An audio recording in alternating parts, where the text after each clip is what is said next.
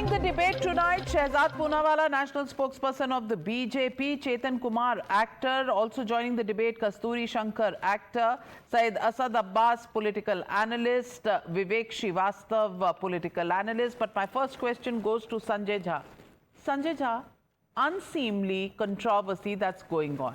I understand that when a citizen loses her life, it is a serious matter. But is this deflection of blame, as it is being called by everybody, is this excessive action against a star, an actor, a national award winner, when actually the police should be introspecting why they failed in providing adequate security? Don't they know the popularity of the stars who hail from their own state? Navika, good evening to you and to all my fellow panelists. I have two or three short points to make. Number one, the germane issue here, Navika, is, as you rightly mentioned, that an innocent woman is dead. And from what I read, her son is battling for his life in coma for the last 20 days. And I think if we don't have any empathy for human suffering, no matter what the trigger and the cause is, then I think we are all culpable of being seen as individuals who are very callous and are only making political points or making statements to suit our own individual motivations. I am actually, I have remembered debating on your show very often years ago on the fact that India has this very humongous VVIP culture. Let's be honest about it, Navika, you're part of media, part of politics.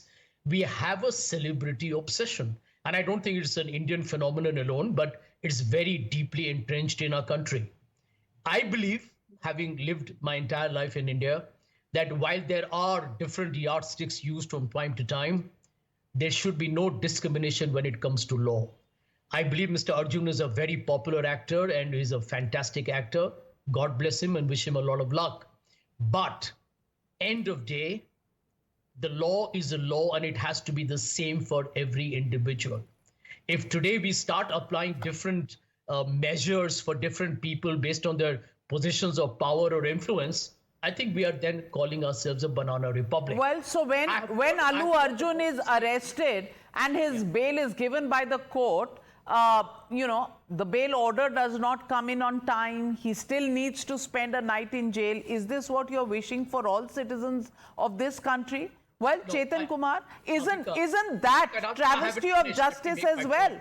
Isn't that travesty? And are we looking at a situation where attacks on his house, attacks on him verbally in the assembly is just something that is going beyond what is seen as normal, where an incident has taken place? Yes, law should take its own course, but is this being treated normally, or are you seeing something extra in this dirty picture?